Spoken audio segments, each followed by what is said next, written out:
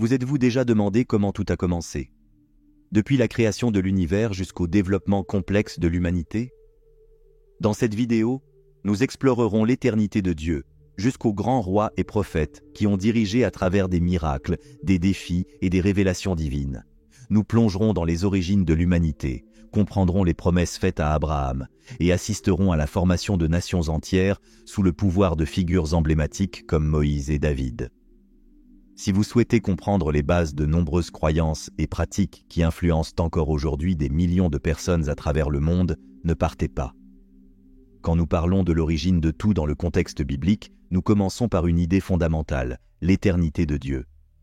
Imaginez quelque chose qui a toujours existé, sans commencement ni fin. C'est difficile à comprendre, n'est-ce pas?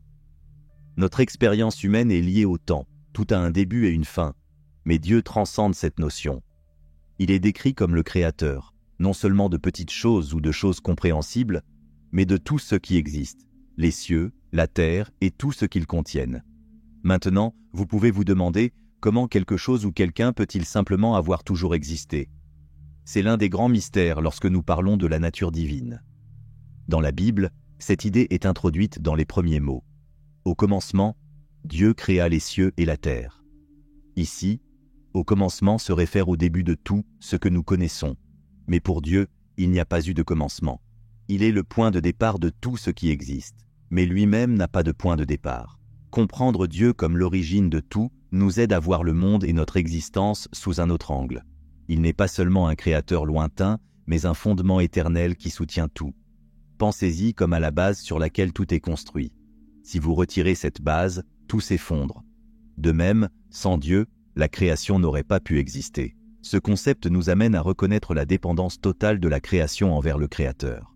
Tout, ce que nous voyons et expérimentons, chaque détail de la nature, de la complexité humaine aux vastes galaxies, pointe vers une origine qui est en soi infinie et éternelle. Cela non seulement élargit notre compréhension de Dieu, mais renforce également l'ampleur de sa présence et de son pouvoir. Parmi ces créations, le point culminant a été la formation de l'homme et de la femme, Adam et Ève, créés à son image et à sa ressemblance. Cela signifie qu'ils possédaient non seulement des caractéristiques physiques distinctes, mais aussi des attributs spirituels et moraux qui reflétaient ceux de Dieu, comme la capacité de penser, d'aimer et de choisir. Dieu les a placés dans le jardin d'Éden, un lieu d'une beauté incomparable, conçu pour être un véritable paradis terrestre où ils devaient vivre et régner sur la création. Dans l'Éden, Adam et Ève avaient presque une liberté totale. Ils étaient libres de manger de tout arbre du jardin, sauf un, l'arbre de la connaissance du bien et du mal. Dieu a établi cette unique interdiction comme un test d'obéissance et de foi. Le serpent, plus rusé que toute autre créature des champs que le Seigneur Dieu avait faite, aborda Ève et la poussa à remettre en question l'interdiction de Dieu. Sous l'influence du serpent, qui dans la tradition chrétienne est considéré comme une manifestation de Satan, Ève mangea du fruit défendu et, à son tour, l'offrit à Adam, qui en mangea également. Ce moment, apparemment simple, a été catastrophique. En mangeant le fruit, Adam et Ève ont désobéi explicitement à Dieu et ont commis ce qui est connu en théologie sous le nom de péché originel. Le péché originel ne se réfère pas seulement au premier acte de désobéissance, mais aussi à l'état de péché qui est devenu la condition humaine à partir de ce moment-là. La conséquence immédiate a été la perte de l'innocence. Ils sont devenus conscients de leur nudité et ont ressenti de la honte, une représentation profonde de la perte de la pureté originelle et de l'introduction du sentiment de culpabilité dans le cœur humain. La transgression d'Adam et Ève a eu des ramifications profondes sur la relation entre l'humanité et Dieu. Ils ont été expulsés de l'Éden, marquant la fin de leur communion directe avec Dieu et le début d'une existence marquée par la souffrance et le travail acharné. La terre, qui auparavant produisait facilement ce qui était bon et nécessaire, exigerait désormais labeur et sueur pour produire de la nourriture. L'harmonie originelle entre eux a également été perturbée. La méfiance et le conflit ont fait leur apparition dans leurs relations, un reflet du déséquilibre introduit par le péché dans le tissu de la création. Cet acte de désobéissance n'a pas seulement affecté Adam et Ève, mais a également instauré une nature pécheresse qui serait héritée par toutes les générations suivantes. Cette nature pécheresse se manifeste par une inclination à s'écarter des voies de Dieu et une propension au mal que chaque être humain porte en lui. Ainsi, le péché originel explique pourquoi, malgré les capacités pour le bien et la beauté, les êtres humains sont aussi susceptibles à l'erreur, à la destruction et au mal. L'histoire de la création et de la chute offre donc la base fondamentale pour comprendre la condition humaine et le besoin inhérent de rédemption.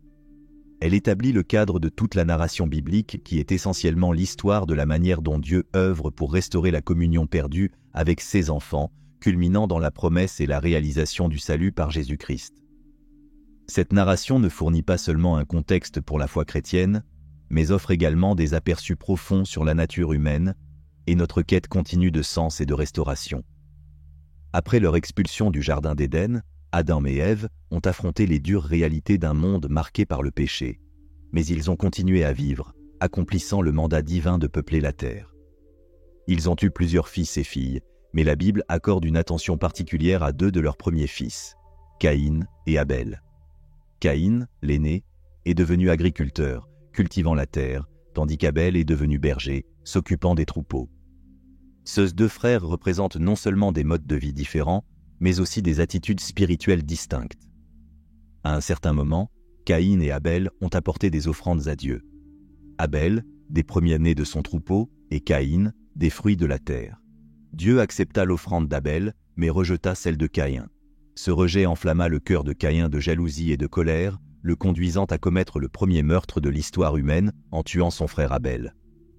Cet événement tragique révèle non seulement comment le péché s'était enraciné dans l'humanité, mais montre aussi la gravité avec laquelle Dieu considère le péché de fratricide, entraînant la malédiction et l'exil de Caïn. À partir de là, la lignée d'Adam se poursuit à travers un autre fils, Seth, qu'Ève considère comme un substitut providentiel pour Abel. C'est par la descendance de Seth que la Bible trace la généalogie jusqu'à Noé. Au fur et à mesure que les générations passent, l'Écriture décrit une humanité de plus en plus corrompue et violente, soulignant que l'inclination du cœur humain était continuellement portée vers le mal. Cette perversité atteignit un point si extrême que Dieu se lamenta d'avoir créé l'homme. Dieu, profondément attristé par la dépravation humaine, décide d'envoyer un déluge pour purifier la terre, mais choisit de préserver Noé, un homme juste qui marchait avec Dieu. Noé, sa femme, ses 3 fils et les épouses de ses fils sont instruits de construire une arche, un immense navire qui servirait de refuge pour eux et des représentants de toutes les espèces animales. La construction de l'arche, sous la direction divine, symbolise l'espoir et la continuité de la vie, même au milieu de la destruction imminente. Le déluge qui s'ensuivit fut une catastrophe sans précédent, recouvrant toute la terre et exterminant toute vie en dehors de l'arche. Cependant, cette destruction marqua également un nouveau départ pour l'humanité avec Noé et sa famille. Après que les eaux se furent retirées et que la terre eut séché, Noé et sa famille sortirent de l'arche pour un monde physiquement et spirituellement renouvelé. Dieu établit alors une alliance avec Noé, promettant de ne plus jamais détruire la terre par les eaux et plaçant l'arc-en-ciel dans le ciel comme un signe perpétuel de cette promesse. L'histoire de Noé met non seulement en avant sa droiture en contraste avec la corruption générale de l'humanité, mais illustre également la capacité de Dieu à juger tout en préservant et en renouvelant. L'alliance de Dieu avec Noé établit un modèle de la manière dont Dieu traite l'humanité, non seulement en termes de punition, mais aussi de restauration et de grâce.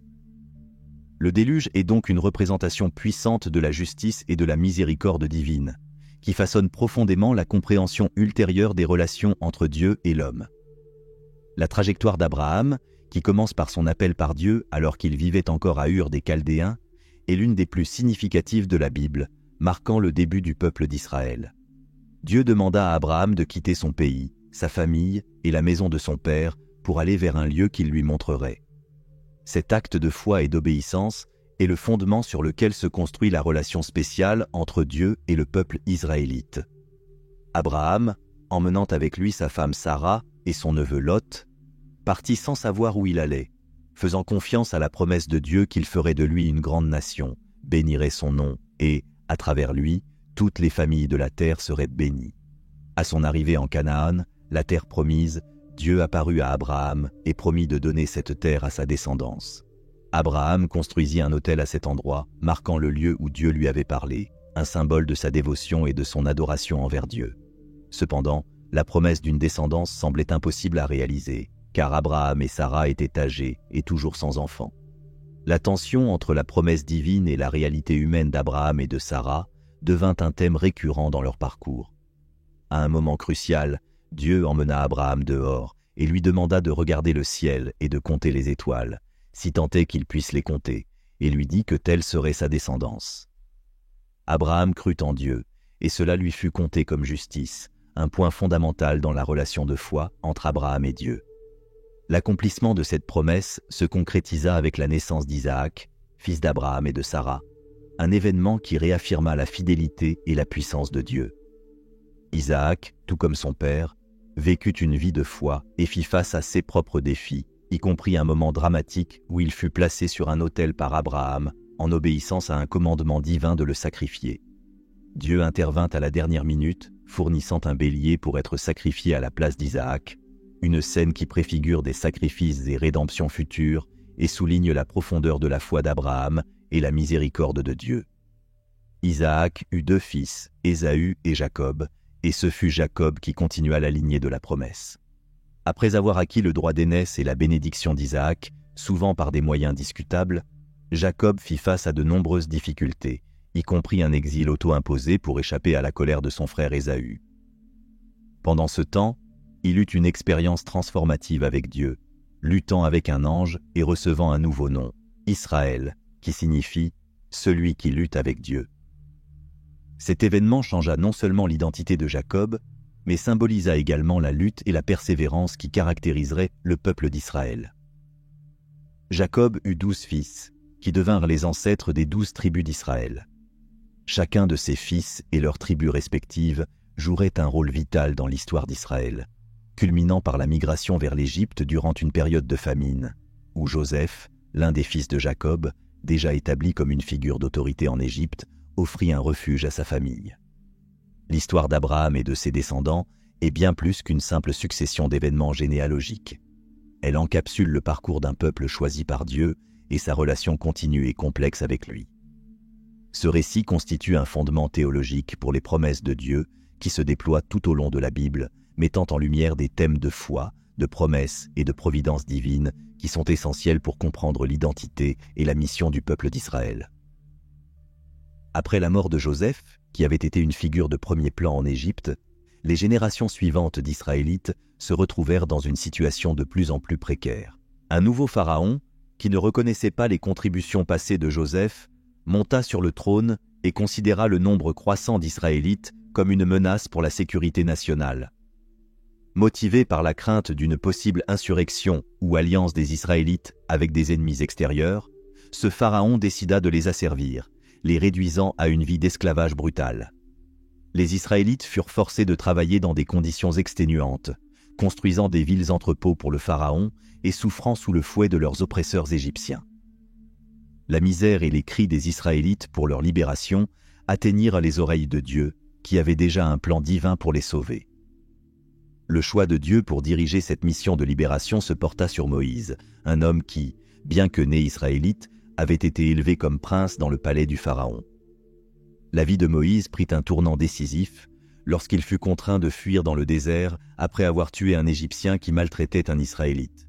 Dans le désert, alors qu'il vivait comme un simple berger, Moïse rencontra Dieu d'une manière extraordinaire. Un buisson qui brûlait sans se consumer attira son attention sur le mont Horeb, et à travers ce buisson, Dieu lui parla, révélant son plan à Moïse et lui ordonnant de retourner en Égypte pour libérer son peuple. Le retour de Moïse en Égypte marqua le début d'un affrontement épique avec le Pharaon. Malgré les demandes répétées de Moïse pour que le Pharaon libère les Israélites, chaque refus entraînait une plaie dévastatrice sur l'Égypte, chacune plus sévère que la précédente. Ces plaies culminèrent par la mort des premiers-nés égyptiens, un événement si tragique qu'il brisa finalement la résistance du Pharaon. Pendant cette nuit de grand deuil, les Israélites, suivant les instructions de Dieu, marquèrent les linteaux de leurs portes avec le sang d'un agneau sacrifié, garantissant ainsi que l'ange de la mort passerait par-dessus leur maison. Cet événement, qui est commémoré comme la Pâque, symbolisait la rédemption et la libération divine. Guidés par Moïse, les Israélites quittèrent l'Égypte, mais se retrouvèrent rapidement coincés entre l'armée égyptienne en poursuite et la mer Rouge. Dans un acte de foi et d'obéissance, Moïse étendit sa main sur la mer et Dieu divisa les eaux, permettant au peuple de traverser à pied sec. Lorsque les Égyptiens tentèrent de les suivre, les eaux revinrent et les anéantirent, marquant ainsi la fin de l'oppression égyptienne sur les Israélites. Après cette traversée miraculeuse, Le voyage des Israélites les conduisit dans le désert du Sinaï. 3 mois après leur sortie d'Égypte, ils campèrent au pied du mont Sinaï. C'est à cet endroit sacré que Dieu établit une nouvelle alliance avec Israël. Moïse monta sur le mont et y demeura pendant 40 jours et 40 nuits, recevant de Dieu les tables de la loi, y compris les 10 commandements, qui deviendraient la fondation morale, spirituelle et sociale du peuple israélite. Ce commandement comprenait des directives sur l'adoration de Dieu, la sainteté de la vie, l'intégrité dans les relations familiales et sociales, et la justice dans les transactions économiques, reflétant la sainteté et la justice de Dieu et établissant un standard de conduite pour le peuple. La révélation au Sinaï ne fut pas seulement un moment de codification des lois. Ce fut un acte de signification spirituelle profonde, marquant Israël de manière indélébile comme le peuple choisi de Dieu, destiné à porter la lumière de sa présence et de ses principes dans le monde. Ainsi, le voyage de l'Exode est perçu non seulement comme un événement historique de libération d'une oppression physique, mais aussi comme une libération spirituelle et la formation d'une identité collective centrée sur une relation vivante et dynamique avec Dieu. Après l'entrée triomphale des Israélites dans la terre promise sous la conduite de Josué, ils se sont retrouvés dans une nouvelle phase de leur existence en tant que peuple. Sans la direction centralisée d'une figure comme Moïse ou Josué, et sans l'organisation cohérente qui les avait caractérisés pendant l'Exode. Cette période, connue sous le nom d'ère des juges, a été marquée par un cycle récurrent d'apostasie, d'oppression, de repentir et de salut. Pendant ces temps, Israël n'avait pas de gouvernement centralisé, mais était une confédération de tribus qui agissaient souvent indépendamment les unes des autres. Les juges n'étaient pas des monarques, mais des leaders charismatiques qui apparaissaient en fonction des besoins, généralement en réponse à des crises spécifiques. Chaque juge traitait des problèmes extérieurs, comme les invasions de peuples voisins, et intérieurs, comme l'idolâtrie et l'immoralité. Des figures comme Déborah, Gédéon, Jephthé et Samson se sont distingués par leurs actes de bravoure et de leadership en temps de grands besoins, mais leur efficacité se terminait souvent avec leur mandat, et le peuple retombait fréquemment dans des pratiques idolâtres dès que la menace immédiate était surmontée. Ce cycle d'infidélité et de rédemption soulignait le besoin d'une direction plus stable et continue, conduisant à l'établissement de la monarchie. Le premier roi d'Israël, Saül, a été choisi à un moment de forte demande populaire pour un roi qui pourrait diriger le peuple dans les batailles et unifier les tribus. Bien que Saül ait initialement connu du succès, son règne fut finalement marqué par des échecs personnels et une désobéissance au commandement de Dieu, en particulier dans sa relation avec le prophète Samuel. Son incapacité à suivre fidèlement les instructions divines conduisit à son rejet par Dieu en tant que roi. Après Saül, David fut oint par Samuel et, après une période de conflit, se consolida en tant que roi d'Israël. David est souvent rappelé comme le roi idéal, un homme selon le cœur de Dieu. Son règne fut marqué par de grands succès militaires, politiques et spirituels, y compris l'unification des tribus d'Israël, l'expansion du territoire et l'établissement de Jérusalem comme capitale politique et religieuse du royaume. Cependant, même David connut des échecs significatifs, notamment l'adultère avec Bathsheba et le meurtre subséquent de son mari, Uri. Ces péchés apportèrent de graves conséquences à son règne et à sa famille. Le fils de David, Salomon, lui succéda comme roi et est connu pour sa sagesse et pour la construction du temple à Jérusalem, un point focal pour l'adoration de tout Israël. Salomon a étendu le royaume et renforcé l'économie, mais son règne a également vu des échecs, en particulier dans ces dernières années. Son adoration de dieux étrangers et ses mariages politiques avec des femmes étrangères qui introduisirent l'idolâtrie en Israël finirent par compromettre sa fidélité à Dieu. La désobéissance de Salomon eut des répercussions durables, culminant dans la division du royaume après sa mort.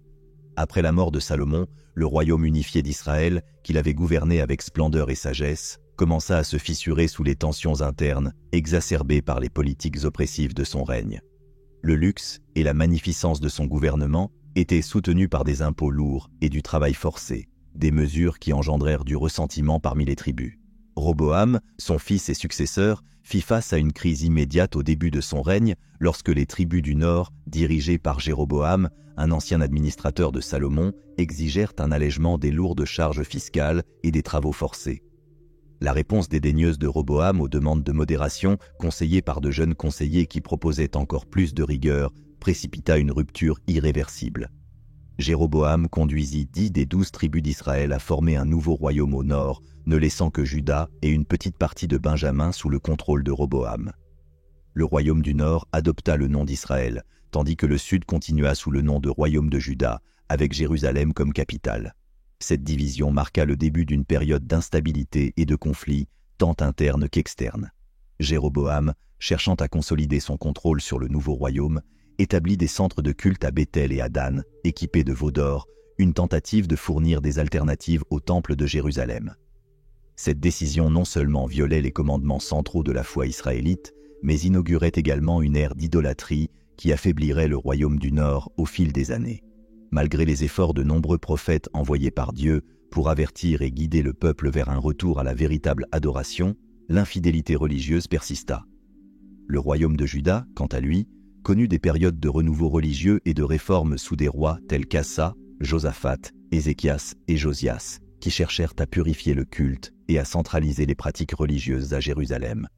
Cependant, des périodes d'apostasie et d'idolâtrie, en particulier sous des rois comme Manassé et Amon, entraînèrent des conséquences dévastatrices. Des prophètes comme Ésaïe, Jérémie et d'autres avertirent des conséquences de l'infidélité envers Dieu, mais leurs messages furent souvent ignorés. Le déclin spirituel et la corruption politique menèrent progressivement à une vulnérabilité face aux puissances montantes de la région. Le royaume du Nord, Israël, fut le premier à tomber, conquis par l'Assyrie en 722 avant Jésus-Christ. Le peuple fut déporté et dispersé, marquant effectivement la fin d'Israël en tant qu'entité politique indépendante. Le royaume de Juda, bien qu'ayant survécu un siècle de plus, finit également par succomber. En 586 avant Jésus-Christ, Nabuchodonosor de Babylone assiégea Jérusalem, détruisit le temple et emmena la noblesse et de nombreux citoyens en exil à Babylone. Cet exil babylonien fut un moment crucial pour le peuple juif. Loin de leur terre natale et privés de leur centre religieux, les exilés furent contraints de réfléchir profondément à leurs croyances et pratiques. Durant cette période, la loi, la prophétie et le culte furent révisés et revitalisés, ouvrant la voie au retour éventuel à Juda sous le décret de Cyrus le Grand de Perse, qui permit aux Juifs de reconstruire le temple et de restaurer Jérusalem. L'exil servit donc de période de purification et de transformation spirituelle, un creuset d'affliction qui affina et redéfinit l'identité juive, la centrant plus fermement sur leur foi et leurs traditions. Cette période de l'histoire d'Israël et de Juda révèle la complexité des dynamiques de foi, de pouvoir et d'identité. L'histoire des royaumes divisés et des exils qui en suivirent illustre non seulement l'importance de la direction et de l'intégrité spirituelle, mais aussi comment l'adversité peut conduire à une compréhension plus profonde et à un renouveau de la foi et de la communauté. Après la période profondément transformatrice de l'exil à Babylone, le retour des Juifs dans leur patrie marqua une nouvelle phase cruciale de l'histoire biblique, connue sous le nom de période de retour et de restauration. Cette époque fut caractérisée par le défi de reconstruire non seulement les structures physiques de Jérusalem, mais aussi de restaurer la vie religieuse et sociale du peuple juif sous la direction de Zorobabel, Esdras et Néhémie. La permission de ce retour fut accordée par Cyrus le Grand, roi de Perse, qui conquit Babylone en 539 avant Jésus-Christ. Cyrus était connu pour sa politique permettant aux peuples subjugués de retourner dans leurs terres et de reconstruire leur temple, dans le cadre d'une stratégie visant à maintenir la stabilité de son vaste empire. Pour les Juifs, cette politique ne signifiait pas seulement l'occasion de retourner chez eux, mais elle fut également perçue comme l'accomplissement des prophéties bibliques, une démonstration de la fidélité et de la providence divine.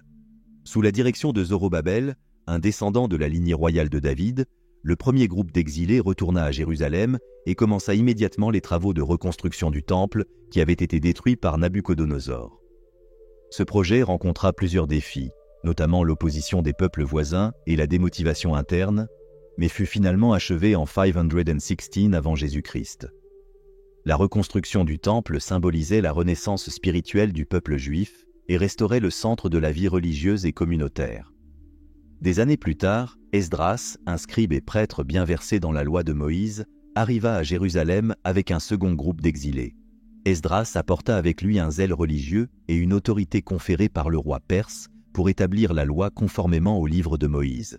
Sa mission était de revitaliser l'observance religieuse et morale des lois parmi les Juifs dont beaucoup s'étaient mariés avec des personnes d'autres nations et avaient adopté des pratiques religieuses étrangères. Esdras mena un mouvement de réforme spirituelle mettant l'accent sur la lecture publique de la loi, le repentir et le renouvellement de l'alliance avec Dieu. Néhémie, qui était échanson du roi à la cour perse, arriva quelques années après Esdras. Touché par la nouvelle que les murs de Jérusalem étaient encore en ruine, Néhémie demanda et obtint la permission du roi de reconstruire les murailles de la ville. La reconstruction des murailles était cruciale non seulement pour la sécurité physique de Jérusalem, mais aussi pour la restauration de la dignité et de l'indépendance politique de la communauté juive. Néhémie fit face à une opposition significative tant de la part d'adversaires extérieurs que de la corruption interne. Mais ses compétences en leadership et son engagement inébranlable pour la justice et l'intégrité permirent de surmonter ces obstacles. Le travail de Zorobabel, Esdras et Néhémie ne se limitait pas à la reconstruction physique, mais représentait une réorientation spirituelle et sociale profonde du peuple juif. Ils durent affronter des défis continus, notamment la corruption, la nécessité de réformes sociales et spirituelles, et la lutte pour maintenir l'identité et la cohésion face aux influences extérieures et intérieures. Grâce à leurs efforts, la période de retour et de restauration marqua la fin de la narration de l'Ancien Testament, laissant un héritage de renouveau qui façonnerait l'identité juive pour les générations futures. Cette période souligna la résilience du peuple juif et la présence permanente et la providence de Dieu, même dans les moments les plus éprouvants. Nous arrivons à la fin de notre voyage épique à travers les récits vibrants et profondément significatifs de l'Ancien Testament.